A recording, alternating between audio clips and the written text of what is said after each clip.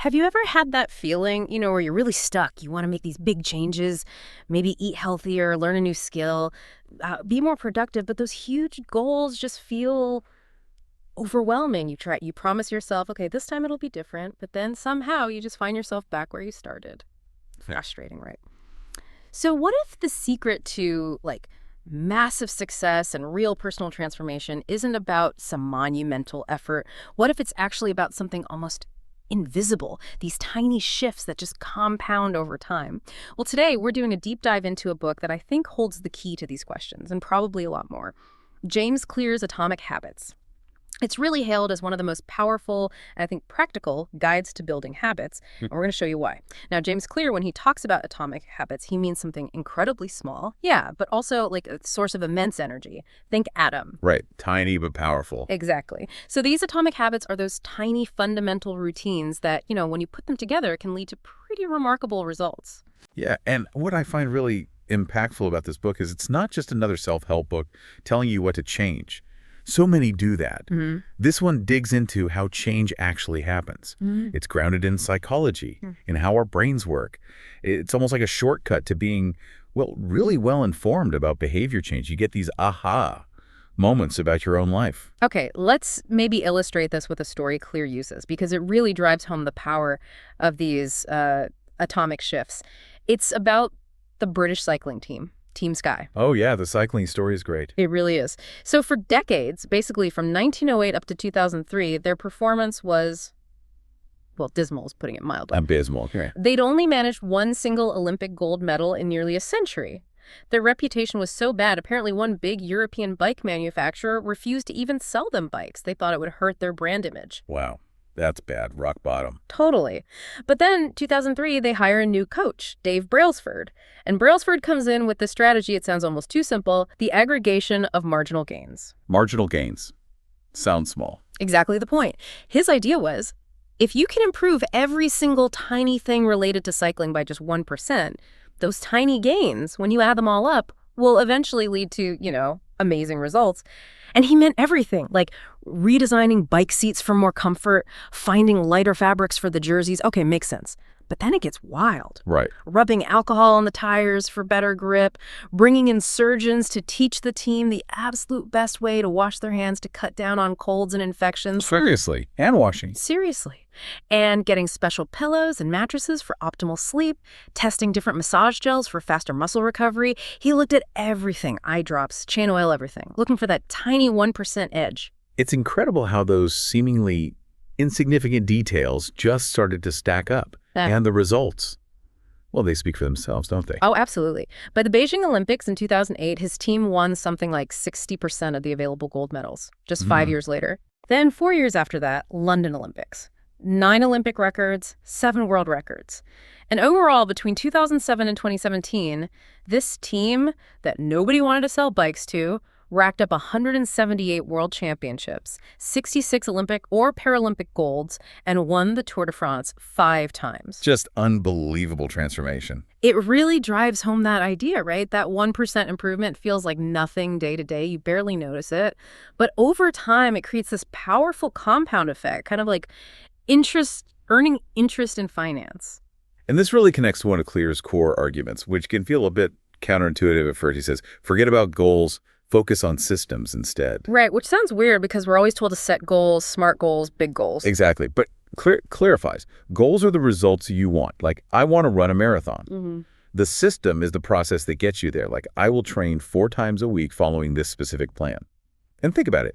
Winners and losers often have the exact same goals, right? Every team wants to win the championship. What separates them isn't the goal, it's the system they use day in, day out.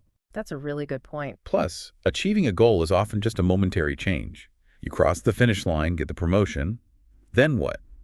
If you don't have a system that supports that new level, motivation can fade, and you might slide back. Yeah, you see that happen all the time. And goals can create this kind of either-or pressure. Either you succeed or you fail. Even if you're making progress, if you haven't hit the big goal yet, you might feel like a failure. So goals are good for setting direction, definitely, but it's the systems that actually make the progress happen. Okay, so this leads to another really powerful idea in the book, focusing on identity-based habits. Most of us, when we try to change, we focus on the outcome. I want to lose weight. I want to write a novel. Outcome-based. But Clear argues the most effective, the most lasting change comes when you shift your focus to your identity. Who do you want to be? He gives this great example about smoking. Imagine someone offers you a cigarette. You can say, no thanks, I'm trying to quit. Right. Focus on the trying. Or you could say, no thanks, I don't smoke. See the difference? Yeah, it's subtle but huge. One is aspirational, the other is a statement of fact about who you are now. Exactly. The second one reflects a shift in identity. You're not just trying to do something. You are someone who doesn't do that thing. Our actions really flow from our beliefs about ourselves. And every action you take is like casting a vote for the type of person you want to become. That's it. Every time you sit down to write, even for 5 minutes, you're casting a vote for I'm a writer. Every time you choose the stairs, you're voting for I am an active person. It's about building that identity, proof by proof, action by action. So the question becomes not just what do you want to achieve, but who do you want to be? And how can your tiny daily actions, your atomic habits, start casting votes for that identity? Okay, so how do we actually build these habits? Yeah. Clear gives us a really clear framework, the 4 laws of behavior change. He says all habits, good or bad, follow this simple 4-step loop. It's cue, craving, response, reward. Cue, craving, response, reward. Got it. So the cue is the trigger. It's what tells your brain, hey, a reward might be available. It could be a time of day, a location, an emotion, another person. Like seeing your running shoes by the door. That's a cue. Exactly. Then comes the craving. That's the motivation, the desire for the reward the cue hints at. It's not really the habit itself you crave, but the change in state it delivers. Okay, so you don't crave smoking. You crave the feeling of relief it brings. Precisely. Then the response, that's the actual habit you perform, picking up the cigarette, going for the run, checking your phone. And finally, the reward. Right. The reward satisfies the craving. It teaches your brain which actions are worth remembering and repeating. Feeling less stressed, getting an endorphin rush, finding out who messaged you. That positive feeling reinforces the whole loop. Let's use that phone example. Phone buzzes cue. You instantly want to know who it is, what it says, craving. You pick up the phone and look. Response. You get that tiny hit of information or connection reward. Boom, loop reinforced. Makes sense. And for a habit to form, all 4 parts need to be there. If one is weak, the loop breaks. Exactly. So the framework for change is simple. To build good habits, you make the cue obvious, the craving attractive, the response easy, and the reward satisfying. Make it obvious, attractive, easy, satisfying. Okay. And to break bad habits, you just flip it. Make the cue invisible, the craving unattractive, the response difficult, and the reward unsatisfying. All right, let's break those down. Law 1, make it obvious. Or for bad habits, make it invisible. Yeah, so the idea here is that a lot of our habits are just automatic. We don't even think about them. Before you can change a habit, you have to be aware of it. Clarity is key, knowing what you want to do, when, and where. So a simple example for a good habit. Want to remember to take your vitamins. Put the bottle right next to your coffee maker or toothbrush. Make that cue impossible to miss. Perfect. And for a bad habit, say you snack mindlessly while watching TV. Don't keep snacks in the living room. Put them away in a cupboard, maybe even on a high shelf. Make the cue invisible, or at least less obvious. What are some practical ways to do this? Well, one great tool Clear suggests is the habit scorecard. Just for a day or two, write down your daily actions like wake up, check phone, brush teeth, make coffee. Okay. Then go back through and mark each one. Plus, if it's a positive habit, moving you towards who you want to be. If it's negative and if it's neutral, no judgment. It's just about bringing awareness to what you actually do. I like that. Just observing. Yeah. And another really effective technique is using an implementation intention. Instead of a vague goal like, I want to meditate more, be super specific. Yeah. I will meditate for 5 minutes at 7 a.m. in my living room. So you're specifying the time and location. That makes the cue really clear. Exactly. It answers the when and where, making it much more likely to happen. You can also use habit stacking. Okay, what's that? You link a new habit you want to build onto one you already do without thinking. The formula is, after current habit, I will new habit. Oh, like after I finish my morning coffee, I will read 1 page of a book. Perfect. Your existing habit drinking coffee becomes the cue for the new one. Or, after I take off my work shoes, I will change into my workout clothes. That seems really practical. It piggybacks on something already established. And finally, a huge one for this law is environment design. We think we rely on willpower, but our environment often shapes our choices more than we realize. Right, like if there's a cookie jar on the counter. you're way more likely to grab one. So design your space for success. Make cues for good habits obvious and visible. Leave your running shoes by the door. Keep a water bottle on your desk. And make cues for bad habits invisible. Hide the remote. Put the junk food out of sight. Maybe even unsubscribe from tempting email lists. Okay, makes sense. Law number 2, make it attractive or unattractive for bad habits. Yeah, this taps into how our brains work with dopamine. We often think dopamine is about the pleasure during an activity, but it's actually released more strongly in anticipation of a reward. That anticipation is what drives us to act. So it's the craving part of the loop. Exactly. Marketers are masters at this, right? They make junk food look irresistible. Social media feeds look endlessly engaging. They make the craving intense. So how do we make good habits more attractive? One way is temptation bundling. This is where you pair something you want to do with something you need to do. Like you mentioned earlier. Yeah, like I only get to watch my favorite Netflix show while I'm on the treadmill, or I only listen to this amazing podcast while I'm doing chores. You bundle the want with the need, or should. That definitely makes the need more appealing. For sure. Another powerful influence is our social environment, group influence. We naturally want to fit in. We imitate the habits of the people around us. So if you want to get fitter, Join a running club, find friends who are active, hang out at places where healthy habits are the norm. When your desired behavior is the normal behavior of the group, it becomes much more attractive to you. surround yourself with the habits you want to adopt. Exactly. And you can also work on your mindset, reprogram your brain a bit, Sure. reframe how you think about a habit. Instead of groaning, I have to go work out, try thinking, I get to move my body and build strength today. Focus on the benefits. Shifting the perspective. Yeah. And for bad habits, do the opposite. Really emphasize the downsides, the negative consequences, to make them seem less appealing. Why is scrolling Instagram actually not that rewarding in the long run? Make it unattractive. Got it. Okay, law 3, make it easy. Or difficult for bad habits. This one's pretty straightforward. We are naturally drawn to the path of least resistance. The less energy or friction a habit requires, the more likely we are to do it, especially when we're starting out. Repetition is key for automating habits, and ease makes repetition possible. So for good habits, reduce the steps, reduce the friction. Precisely. If you want to eat a healthier breakfast, prep the ingredients the night before. If you want to go to the gym before work, lay out your clothes the night before. Prime the environment, so starting is almost effortless. Remove obstacle. And a game changer here is the 2-minute rule. Yeah, I've heard of this one. It's brilliant.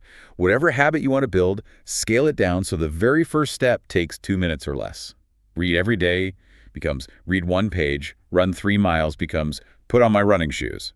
So it overcomes that initial inertia, that feeling of, this is too much. Exactly. The goal isn't necessarily to only do 2 minutes, but to make starting ridiculously easy. Because once you've started, it's much easier to continue. You show up, you cast that vote for your identity, and often you'll find yourself doing more. But the key is just starting. And for bad habits, you do the opposite. Increase friction. Right. Makes them harder to do. If you watch too much TV, unplug it after each use and put the remote in another room. If you impulse buy online, delete your saved credit card info. Add steps, add difficulty.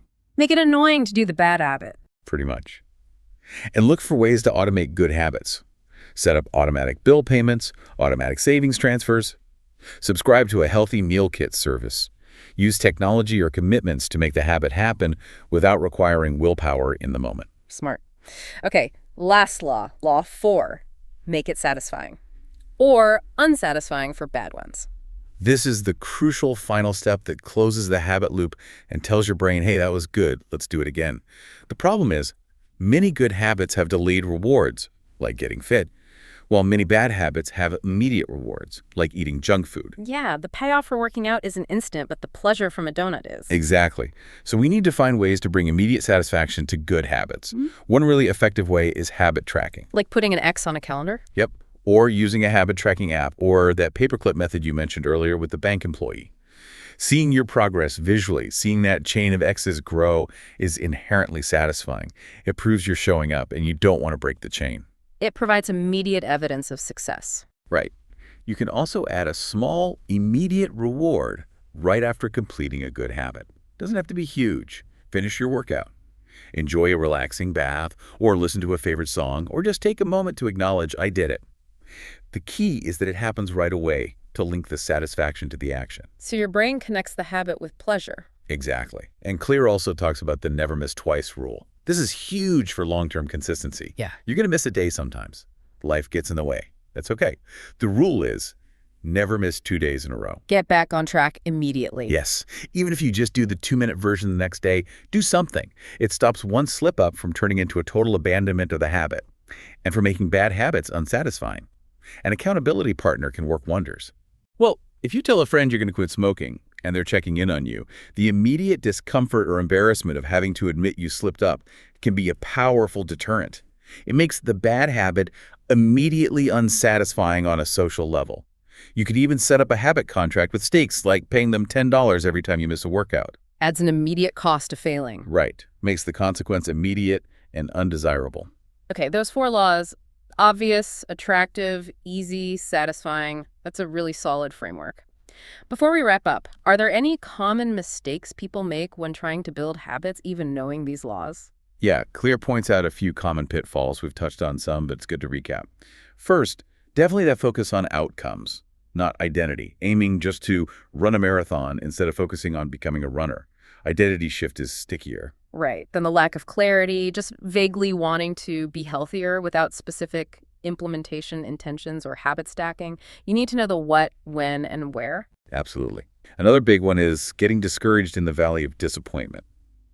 This is that period early on where you're putting in the effort, making those 1% changes, but you're not seeing big results yet. Yeah, because the compounding hasn't kicked in visually. Exactly. And people quit, thinking Good. it's not working. Yeah. You have to trust the process and push through that valley. Also, sometimes people quit simply due to boredom. Mastery requires repetition, and repetition can sometimes feel dull. Successful people often just stick with it, even when it's not exciting anymore. That's a good point. It's not always glamorous. Nope. And finally, relying too much on willpower instead of designing the environment. Thinking you just need more self-discipline, when really making the good choice easy and the bad choice hard through environment design is often far more effective. Discipline is finite. A good system helps conserve it. Remove the temptation rather than constantly fighting it. That's the smarter way. Okay, so bringing this all together then, the core message from Atomic Habits seems to be that these huge, remarkable results we often admire, they don't usually come from one giant leap. They're the product of small, consistent daily actions, these atomic habits stacking up over time. It really is that aggregation of marginal gains. It absolutely is. And the beauty of it is that understanding these 4 laws make it obvious, attractive, easy, and satisfying gives you, the listener, a really practical toolbox. It's a framework you can use to consciously design your habits and ultimately design your life for more success, however you define that, one tiny habit at a time. It feels empowering knowing that you can shape your identity and your future through these seemingly small daily choices. Totally.